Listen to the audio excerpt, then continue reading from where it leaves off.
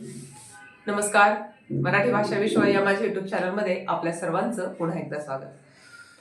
आज आपण इयत्ता 7वी सुलभ भारतीचा जो काही दादास पत्र हे पाठ आहे, हा पाठाचा स्वाध्याय आपण या ठिकाणी बघणार आहोत. चला तर मग सुरू करूया. दादास पत्र या ठिकाणी एका बहिणीने आपल्या भावाला पत्र लिहिलेलं आहे की जे तिनं काही अनुभव घेतलेला आहे, जी ती सहलीला गेली होती त्या ठिकाणी तिला काय बघायला मिळालं, तो सगळा अनुभव तिने आपल्या भावाला पत्र लिहून कळवलेला आहे. त्याचाच हा स्वाध्याय आहे. माळढोक पक्ष्यांची संख्या कृती 1 आकृती पूर्ण करा. माळढोक पक्ष्यांची संख्या कमी झाल्याची 2 कारण. एक आहे माळढोक पक्षी वर्षातून एकदाच अंडी घालतात आणि दुसरं आहे इतर प्राणी माळढोक पक्ष्यांची अंडी तुडवतात. दुसरं आहे का ते लिहा. माळढोक पक्षी शेतकऱ्याचा मित्र आहे कारण तो शेतातील किड्यांना खातो.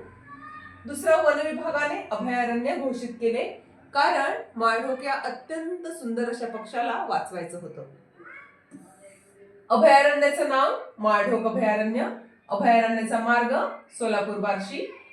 अभयारण्याच्या जवळचं गाव नान्नज.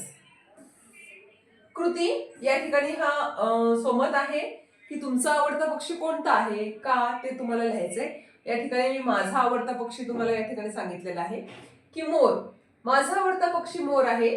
तो आपला राष्ट्रीय पक्षी सुद्धा आहे. त्याच्या सुंदर रंगीबेरंगी व लांबलचक पिसाऱ्यामुळे तो मला खूप आवडतो. त्याचा पिसारा खूपच सुंदर असतो.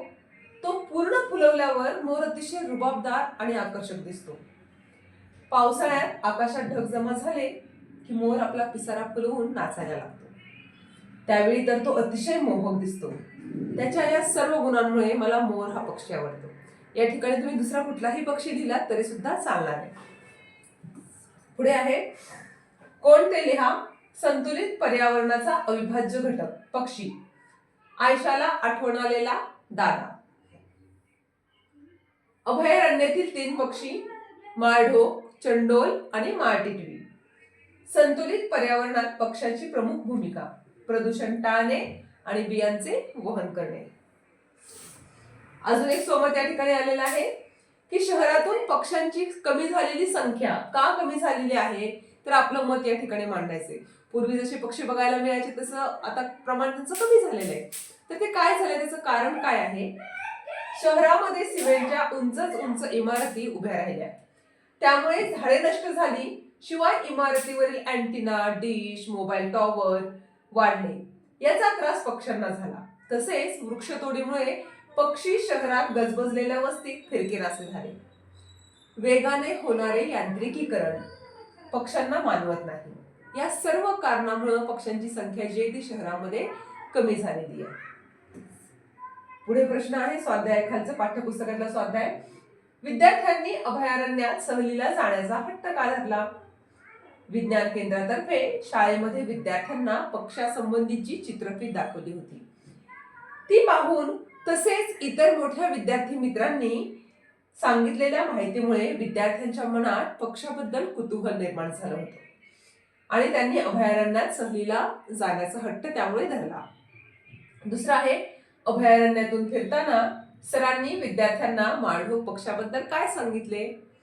माळढोक पक्षी अत्यंत देखणा असून तो शेतकऱ्यांचा मित्र आहे कारण तो शेतातील किड्यांवर पोट भरतो. हा पक्षी वर्षातून एकदाच अंडी घालतो म्हणून त्यांची संख्या कमी आहे. अशा पद्धतीची माळढोक पक्ष्याची माहिती या विद्यार्थ्यांना समजलेली आहे. पुढे आहे भाषा अभ्यास. एकवचन अनेकवचन. चित्रफीत चित्रफिती. शेतकरी शेतकरीच राहतं. खातेचं खाती. शाळा शाळाच राहतं. पक्षी पक्षी. किडा किडे. पत्र पत्र. समानार्थी शब्द लिहा. अरण्य, वन, जंगल, कानन. पक्षी खग, विहग, पाखरू. देखणा सुंदर, मित्र, सखा, सोबती. आता हा जो व्याकरणाचा भाग आहे यामध्ये तुम्हाला एक चौकट दिलेली आहे. त्या चौकटीमध्ये वेगवेगळी अक्षरं दिली आहेत. ती अक्षर जोडून तुम्हाला क्रियाविशेषण अव्यय तयार करायचे. काही क्रियाविशेषण अव्यय तिथे ऑलरेडी दिलेली आहेत, ती फक्त तुम्हाला शोधायची. आता ती अव्यय कोणती आहेत हे मी या ठिकाणी लिहिलेलं आहे. हळू, आज, जरा, तसा, वर, तर, काही, रोज, थोडे, अनेक, तिकडे, खाली, थोडासा, मोजके. या ठिकाणी बघा हळू, थोडे, आज, जरा, सावकाश, मोजके, थोडे, थोडासा, अनेकदा, तिकडे, खाली. या पद्धतीने आपण चौकटी करून हे क्रियाविशेषण अव्यय शोधलेले आहेत. अशाच पद्धतीने तुम्हाला ही चौकटी मध्ये ते अव्यय शोधून त्याला चौकोन करायचा आहे. तर हा या धड्याचा स्वाध्याय जो आहे या ठिकाणी संपलेला आहे. तर याच्या पाठीमागे खाली सगळ्यात शेवटी उपयोजित लेखन आहे रायटिंग स्किल मध्ये. ते काय आहे तर सूचना फलक. सूचना फलक मध्ये काय असतं, हे उपयोजित लेखनचा एक भाग आहे. यामध्ये तुम्हाला काहीतरी सूचना दिलेली असते फलकावरती, ती वाचायची असते आणि त्याच्यानंतर त्याच्या खाली जे काही प्रश्न विचारलेले आहेत त्या प्रश्नांची उत्तरं तुम्हाला द्यायची असतात. आता या ठिकाणी सूचना फलक आहे. समर्थनगर परिसरात पाणी पुरवठा करणाऱ्या पाईपलाईनच्या दुरुस्तीचं काम तातडीनं सुरू करण्यात येणार आहे. त्यामुळे उद्या आपल्या परिसराचा पाणी पुरवठा बंद ठेवण्यात येणार आहे. समर्थनगर परिसरातील सर्व नागरिकांनी याची नोंद घ्यावी. तसेच उपलब्ध पाण्याचा वापर अधिक काटकसरीने व जपून करावा. पाणी पुरवठा विभाग समर्थनगर. आता ही झाली सूचना. याच्या खाली प्रश्न काय विचारले ते आपण बघूया. ही सूचना कोणत्या तारखेची आहे? आता हे तुम्हाला बरोबर एका पेजवर दिसावं म्हणून मी कमी केलेलं आहे. ही सूचना कोणत्या तारखेची? या ठिकाणी कोपऱ्यामध्ये सूचना लेखनच्या कोपऱ्यात तारीख दिली आहे 23/9/17.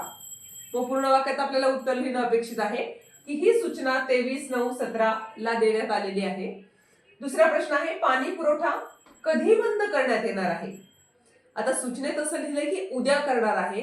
जर आज 23 तारीख असेल तर उद्या किती तारीख असणार आहे? 27 तारीख. मग उद्या म्हणजे 24 तारीख, 24/9/17 ला पाणी पुरवठा बंद करण्यात येणार आहे. पुढचा प्रश्न आहे पाणी पुरवठा बंद का करण्यात येणार आहे? परिसरात पाणी पुरवठा करणाऱ्या पाईपलाईनच्या दुरुस्तीचे काम तातडीनं सुरू असल्यामुळे पाणी पुरवठा बंद ठेवण्यात येणार आहे. पाण्याच्या वापराबाबत नागरिकांना कोणती सूचना देण्यात आलेली आहे? उपलब्ध पाण्याचा वापर अधिक काटकसरीने व जपून करावा, ही सूचना नागरिकांना देण्यात आलेली आहे. आता या ठिकाणी हा थोडासा दुसरा प्रश्न आहे. इथे तुम्हाला काय दिलेलं आहे? माहिती घेणारे आणि देणारे साधनं आहेत. ज्या साधनाच्या त्याला आपण संवादाची साधनं म्हणू शकतो. त्यामध्ये एकतर्फी माहितीची साधनं आणि दुतर्फी माहितीची साधनं म्हणजे दुतर्फी संवादाची साधनं असं आपल्याला डिव्हायडेशन या ठिकाणी करायचंय.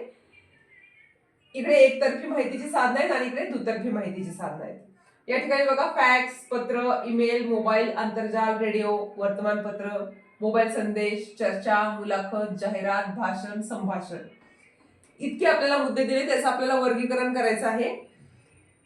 इकडे मी वर्गीकरण तुम्हाला करून दिलंय. आंतरजाल म्हणजे इंटरनेट की जे एकतर्फी असतं त्याला आपण रिप्लाय देऊ शकत नाहीये. रेडिओ, वर्तमानपत्र, जाहिरात आणि भाषण हे एकतर्फी संवादाचं साधन आहे. दुसऱ्या साईडला दुतर्फी संवादाचं साधन काय? एकतर्फी आणि दुतर्फी म्हणजे काय की एकाच बाजूने माहिती फक्त प्रसारित केली जाते आणि दुतर्फी म्हणजे प्रत्येक माहितीला आपल्याला प्रत्युत्तर देता येतं, त्याला म्हणायचं दुतर्फी. फॅक्स, पत्र, मोबाईल, चर्चा, मुलाखत, संभाषण अशा पद्धतीने हे दुतर्फी माहितीची साधनं आहेत. या ठिकाणी या पाठाचा स्वाध्याय संपलेला आहे. अशाच अनेक स्वाध्यायांसाठी आणि तुमच्या प्रत्येक प्रश्नाच्या निराकरणासाठी आणि व्याकरणाच्या प्रत्येक व्हिडिओसाठी माझ्या YouTube चॅनलला लाईक करा, शेअर करा, सबस्क्राईब करा. धन्यवाद.